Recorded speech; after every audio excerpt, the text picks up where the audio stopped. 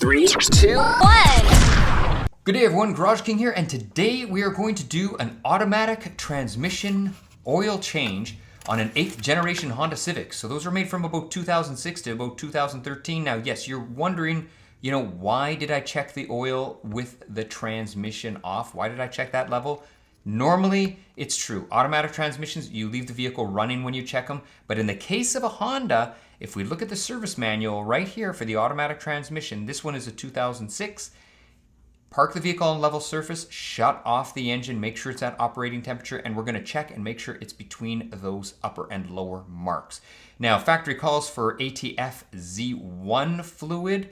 If it's not available, you can use Dextron 3, but you know what? This has been replaced by DW1. So ATF DW1 right from Honda themselves. So this is the replacement fluid you will be putting in your Civic. Now, panning around underneath, we're gonna look for the drain plug, and you know what? It is right here. That is it. That is the drain plug.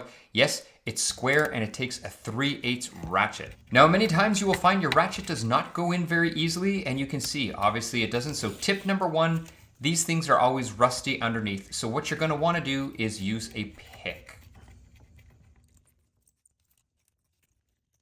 Now, once you clean it out good enough, you'll be able to put your ratchet in and loosen off the bolt. And there you go. We loosened it just like so.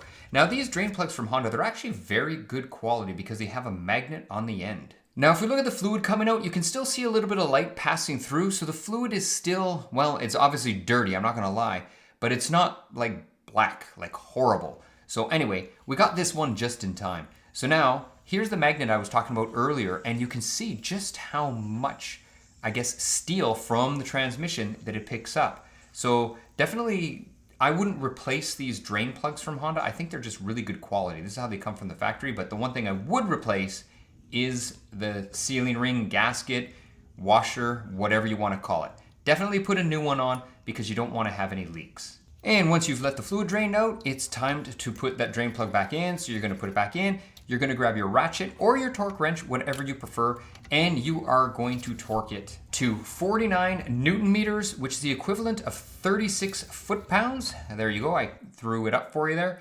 And now, once that's done, we are just going to simply fill it. So if you're wondering how much fluid goes in this, it's actually not a lot. It's 2.4 liters. And here I actually measured what I drained out of the transmission, and it was 2.4 liters. So it was dead on. Now it is just time to fill it up. So we're gonna put in what came out, and then all we're gonna do is we're gonna start it up. We're gonna take it around the block so it goes through the gears, make sure that the transmission is hot, and then we're just gonna shut it off and check it. And it should be between those cross-hatched areas. I didn't wanna waste any more time on this video, so that is it. If you have any questions, comments, or concerns, please leave them in the comments below. GarageKing over and out.